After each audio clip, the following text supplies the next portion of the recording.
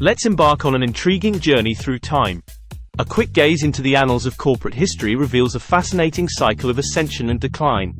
In 1904, the oil industry was ruled by Standard Oil, boasting an unprecedented 91% share of the US oil market. Fast forward a century, and it's nothing more than an echo in business literature. Today's behemoths are not immune to this fate. GE, which claimed the top spot in the corporate world in 2000, declared its fragmentation into three parts in 2021. Nokia, once the kingpin of mobile phones, is now recognized mostly for its memorable jingle. Fast forwarding to 2015, the reins of the world were in the hands of Apple, Google, Amazon, and Meta, previously Facebook. However, their dominance, like others before them, will also come to an end. The larger these entities become, the quicker their collapse approaches. But how does this happen? Especially considering our reliance on smartphones and the internet. The key to this puzzle is our inability to predict future technology. Reflecting on Henry Ford's famous quote, "If I had asked people what they wanted, they would have said faster horses," gives us a hint. Today, horse carriages are relics of the past. Now, let's delve into why all monopolies are fated to decline and the beginning of the end for big tech. Stage 1, the honeymoon phase. Monopolies often rise to fame through genuine innovation and user admiration, not just savvy marketing. Standard Oil reshaped the energy and transportation sectors, and AT&T revolutionized communication. Contemporary tech titans initially brought forward novel ways to use the internet. Amazon pioneered online commerce. Apple conquered the handheld device market, Google became the master of advertising, and Facebook reimagined online interactions. Ironically, the onset of a monopoly is usually marked by widespread public admiration. This public fondness affords these companies extensive power, allowing them to make decisions that would otherwise be unfavorable. Take Apple, for instance, which removed the headphone jack, restricted device repairs, and got rid of power bricks.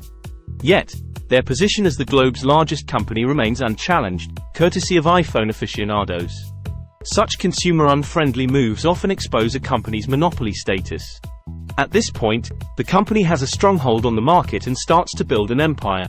During this phase, they can introduce virtually anything, and it will gain traction. Microsoft in the late 20th and early 21st centuries serves as a prime example. Windows and Office were well-loved products, but Internet Explorer was a different story. Nonetheless, Microsoft successfully propagated it via Windows. Google and Apple emulated this strategy in the subsequent decade. The usage of Google Drive skyrocketed due to Gmail, while Google Photos benefited from Android's popularity. Similarly, Apple's iCloud, Apple Music, Safari, and Apple Maps rode on the success of the iPhone. These weren't exceptional products, they just latched onto the triumph of something outstanding.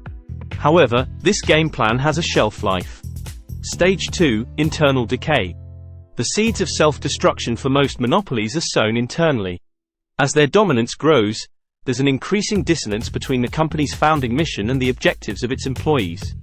This dissonance arises because those who join monopolies often subscribe to the philosophy of, if you can't beat them, join them. They prioritize self-interest, which doesn't bode well for the company. The core objective of most employees shifts from customer service to climbing the corporate ladder. Many lose sight of how their work impacts the customer due to the many layers of separation from the end product. Likewise, the situation at the helm isn't any rosier. The visionary founders have probably moved on, leaving the reins to those skilled in office politics, not leadership. The focus of these survivors is self-preservation, with their loyalty shifting from customers to shareholders. The company is then steered toward growth and profitability, which is often achieved through cost-cutting and price hikes. The transformation of Google under Sundar Pichai epitomizes this shift. While the founding duo, Larry Page and Sergey Brin, aim to break barriers and embrace failure, Sundar's Google has taken a more conservative route. Google has curtailed its moonshot projects and pulled the plug on many ventures recently. These actions aren't financially driven but instead reflect a focus on immediate profitability over long-term change. When short-term gains take precedence over innovation, the end is in sight. Stage 3, the Achilles heel. Monopoly is a fitting term for modern titans as their success hinges on a single product. Even though these companies appear diversified, their fortunes trace back to one cornerstone product. Google Search accounts for more than half of Google's revenue. iPhones make up over half of Apple's income.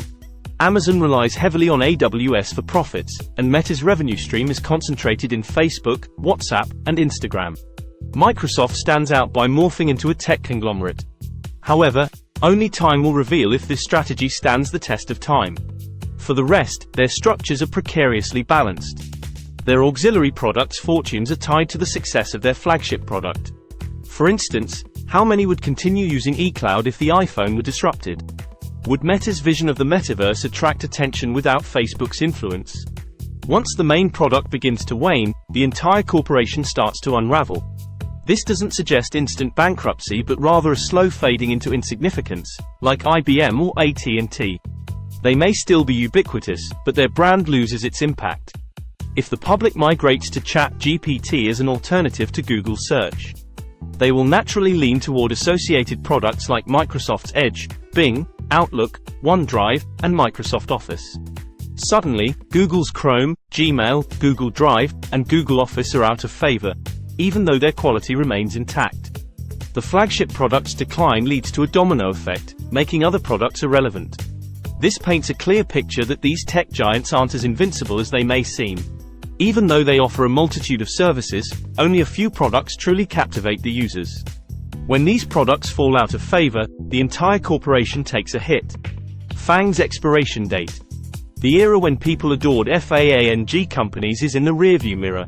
Concerns over their power, influence, privacy breaches, and anti-consumer behavior have taken center stage.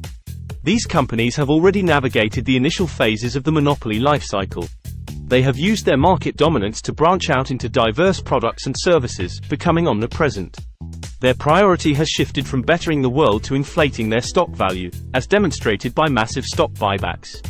Apple alone has spent $573 billion on buybacks over the last decade, sufficient to acquire another Fortune 10 company. This behavior is typical of companies in their twilight years.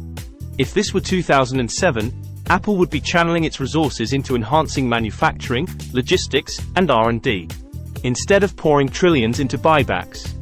What does the hourglass reveal for these companies? Reflecting on Jeff Bezos' words, big tech companies are nearing significant milestones.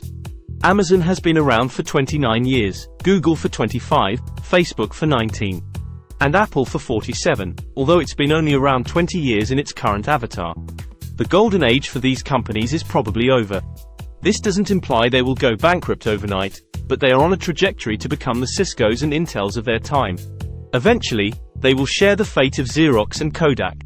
That's the unavoidable destiny for FAANG companies, although Microsoft may be the outlier in this tale.